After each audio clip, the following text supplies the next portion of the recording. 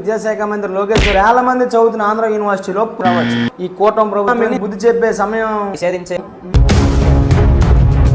అందరికీ నమస్కారం. ఈరోజు మనం ఇంటర్వ్యూ చేయడానికి ఎస్ఎఫ్ఐ నాయకులు చందు గారు మనతో పాటు ఉన్నారు. విద్యారంగ సమస్యలపై ఎస్ఎఫ్ఐ చేస్తున్న పోరాటాలని, అలాగే సాధిస్తున్న విజయాల్ని, భవిష్యత్తు కార్యాచరణని అతన్ని అడిగి మరిన్ని విషయాలు తెలుసుకుందాం. నమస్తే చందు గారు. నమస్తే అండి. ఈరోజు మనం చూసుకోవచ్చు, ఎస్ఎఫ్ఐగా మీరు ప్రధానంగా సెప్టెంబర్ 6వ తారీఖున విద్యారంగ సమస్యలన్నీ పరిష్కారం చేయాలని చెలో విజయవాడ కార్యక్రమానికి పిలిపించారు. ముఖ్యంగా దాని డిమాండ్స్ ఏంటి, మీరు ఏ డిమాండ్స్తో ముందుకెళ్తున్నారు? విద్యారంగ సమస్యల పరిరక్షణకై సెప్టెంబర్ 6వ తేదీ చెలో విజయవాడ కార్యక్రమం రాష్ట్ర వ్యాప్తంగా పిలుపునివ్వడం జరిగింది. ముఖ్యంగా ఈ డిమాండ్స్ ఏంటంటే, రాష్ట్ర వ్యాప్తంగా 6,400 కోట్ల ఫీజు రియంబర్స్మెంట్ బకాయిలు వెంటనే రిలీజ్ చేయాలని, హాస్టల్ విద్యార్థులకు నెలకు 3,000 రూపాయలు వరకు మెస్ ఛార్జీలు పెంచాలని, పీజీ చదువుతున్న విద్యార్థులకు జీవో నెంబర్ 77 రద్దు చేయాలని, అలానే విద్యార్థులకు ఫ్రీ బస్ పథకాన్ని అమలు చేయాలని, ఏదైతే ఎయిడెడ్ కాలేజీలో చదువుతున్న విద్యార్థులలో పాఠ్య పుస్తకాలు, మధ్యాహ్నం భోజనం పథకం వాళ్ళకి అమలు చేయాలని చెప్పి ఎస్ఎఫ్ఐగా పెద్ద ఎత్తున ఆందోళన చేస్తూ సెప్టెంబర్ 6వ తేదీన చెలో విజయవాడ పిలుపునివ్వడం జరిగింది. ఒక పక్క కూటమి ప్రభుత్వం అధికారంలోకి వచ్చిన తర్వాత కూటమి నాయకులు కావచ్చు, అలాగే విద్యాశాఖ మంత్రి ముఖ్యంగా విద్యారంగాన్ని కూటమి ప్రభుత్వం అధికారంలోకి వచ్చిన తర్వాత మరింతగా అభివృద్ధి చేసాం అంటూ వాళ్ళు గొప్పలు చెప్తూ ఉన్నారు. దీనిపై మీరేమంటారు? ఈరోజు విద్యాశాఖ మంత్రి లోకేష్ గారు రావచ్చు. ఆయన యువగలం పాదయాత్రలో పీజీ విద్యుత్ జీవో నెంబర్ 77 రద్దు చేస్తామని చెప్పి విద్యార్థుల లోకానికి హామీ ఇచ్చారు. ఈరోజు ఆయన విద్యాశాఖ మంత్రి అయ్యి దాదాపు సంవత్సరాలు కావస్తుంది. ఈ రోజు వరకు కూడా ఆ జీవో కోసం కానీ, హాస్టల్ మెస్ ఛార్జీల కోసం కానీ, హాస్టల్లో చదువుతున్న విద్యార్థులు సొంత భవనాలు కానీ, ఫీజు రియంబర్స్మెంట్ కోసం కానీ, లేదు హాస్టల్ విద్యార్థులు మెస్ ఛార్జీలు నెలకు 3,000 రూపాయల గురించి కానీ, ఎయిడెడ్ కాలేజీల గురించి కానీ, ఏ విధమైనటువంటి విద్యార్థులకు ఉపయోగపడే సమస్యలు పరిష్కరించిన ప్రభుత్వం ఈ కూటమి ప్రభుత్వాన్ని సూటిగా చెప్పవచ్చు. ఈరోజు మనం చూసుకుంటే గవర్నమెంట్ ఒక 3 రోజుల క్రితం ముఖ్యంగా విద్యార్థి సంఘాలను కానివచ్చు, ఇతర ఆర్గనైజేషన్లు అన్నింటినీ కూడా పూర్తిగా గవర్నమెంట్ స్కూల్స్లోకి, విద్యా సంస్థల్లోకి రానివ్వకుండా నిషేధించే ఇటువంటి జీవోని తెచ్చింది. దీని మీద మీ అభిప్రాయం ఏంటి? జీవోలు తెచ్చారో డిగ్రీ కాలేజీలు అవ్వచ్చు, లేదా ప్రభుత్వ జూనియర్ కాలేజీలు అవ్వచ్చు, పాఠశాలలు అవ్వచ్చు, ఐటీఐ పాలిటెక్నిక్ కాలేజీలు అవ్వచ్చు, ప్రభుత్వ కాలేజీలు, ఇవన్నింటిలో కూడా విద్యా సంఘాలు కానీ, పొలిటీషియన్స్ కానీ, లేదా ఇతర యూనియన్స్ కానీ వేటికి కూడా ఎలవ లేకుండా పోయింది. ఈరోజు విద్యార్థి సంఘాలు అంటే ఏదో రౌడీ షీటర్లు అనుకుంటున్నారా, లేదా ఏదైనా పొలిటికల్ పార్టీ వసతి పలికే విద్యా సంఘాలు అనుకుంటా ఉన్నారా? ఎందుకంటే ఈ జీవో తీసుకురావడం ద్వారా విద్యార్థుల స్వేచ్ఛని, ప్రజాస్వామ్యాన్ని కూలదోసే విధంగా ఈరోజు రాష్ట్రంలో కావచ్చు, దేశంలో కావచ్చు, ప్రజల పక్షాన కానీ, విద్యార్థుల పక్షాన కానీ నిలబడితే వాళ్ళపైన కేసులు ఇవన్నీ పెడుతున్నారు. అందులో ఈ జీవోని ముఖ్యంగా తీసుకొచ్చి విద్యార్థుల నుంచి విద్యార్థి సంఘాన్ని దూరం చేయడానికి వాళ్ళు ఈ నూతన ఎడ్యుకేషన్ పాలసీ ద్వారా మనం చూస్తున్నాం. ఈరోజు మెజ్జి చేస్తున్నారు చాలా స్కూల్స్.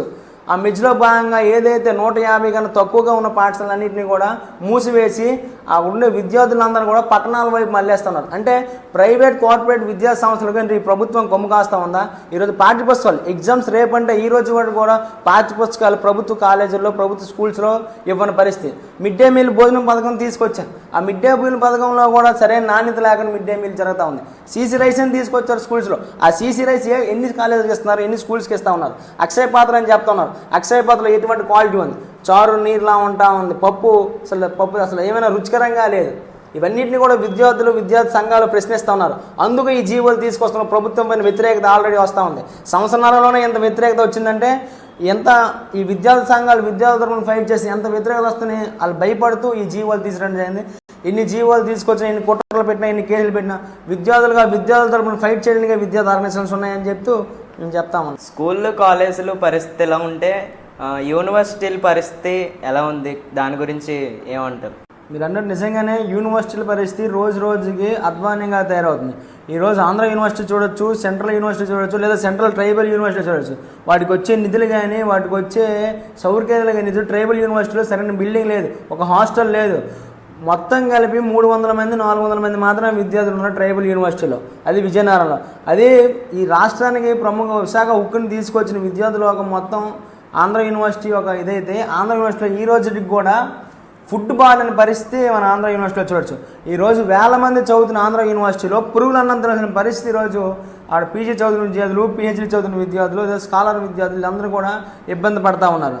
అలానే ఈరోజు సెంట్రల్ యూనివర్సిటీ ఉంది మన అనంతపురంలో. ఆ యూనివర్సిటీలో కూడా ఒక 4 నెలల క్రితం అమ్మాయిల వాష్రూమ్స్లో సీసీ కెమెరాలు పెట్టి లేదా ఫోన్స్లో వీడియోలు ఘటన కూడా మనం చూస్తాం. అలానే ఎస్సీ యూనివర్సిటీలో విద్యార్థి సంఘాలని బాయ్కాట్ చేస్తూ ఒక యూనివర్సిటీయే జీవనం తీసుకురావడం చేస్తాం. అలాగే రాజమండ్రి అవ్వచ్చు, నెల్లూరు అవ్వచ్చు, శ్రీకాకుళం అంబేద్కర్ యూనివర్సిటీ అవ్వచ్చు, లేదా నాన్నయ్య కాకతీయ, ఈ 19 ఏదైతే రాష్ట్రంలో 19 యూనివర్సిటీల్లో కూడా సరైన ఫుడ్ వస్తువులు లేని పరిస్థితి మన రాష్ట్రంలో ఉంది. దీనిపైన ఇప్పటికే స్కూళ్ళు కాలేజీ విద్యార్థులు అడగకపోవచ్చు, రేపటికి హోటోకు లేకపోవచ్చు, కానీ ఖచ్చితంగా యూనివర్సిటీలో చదివే విద్యార్థులు పీజీ అవ్వచ్చు, గ్రాడ్యుయేట్ విద్యార్థులు అవ్వచ్చు, పిహెచ్డీ అవ్వచ్చు, స్కాలర్ విద్యార్థులు అవ్వచ్చు, ఖచ్చితంగా మీకు బుద్ధి చెప్పే సమయం ముందుంది, రానుంది. దానికి ప్రభుత్వం కూడా ధీటుగా సమాధానం చెప్పాల్సిన పరిస్థితి ముందు ఉంటాం. ఇంతసేపు అనేక విద్యార్థి రంగ సమస్యల మీద మీరు చాలా క్లుప్తంగా చెప్పారు. ఆ సమస్యలన్నిటి మీద కూడా మీరు ఎస్ఎఫ్ఐగా చాలా గట్టిగా పోరాటం అనేది కొనసాగిస్తున్నారు.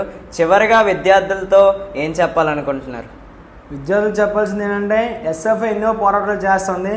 ఈ 6వ తేదీ చెలో విజయవాడ ఏదైతే 6వ తేదీ చేస్తామో చెలో విజయవాడ ముఖ్యంగా విద్యార్థులు సమస్యలు పెట్టిన పెద్ద ఎత్తున ఆందోళన జరుగుతుంది. ఫీజు రియంబర్స్మెంట్ల కోసం, విద్యార్థుల హాస్టల్ సమస్యల కోసం, యూనివర్సిటీ సమస్యల కోసం, ప్రతి ఒక్క మహిళ, విద్యార్థి, చిన్నపిల్ల అందరూ విద్యా సమస్యల కోసం ఈ పోరాటం జరుగుతుంది. దీనికి అందరినీ కూడా విద్యార్థులందరూ ఏకమై ఈ చెలో విజయవాడని జయప్రదం చేస్తారని కోరుచున్నాం.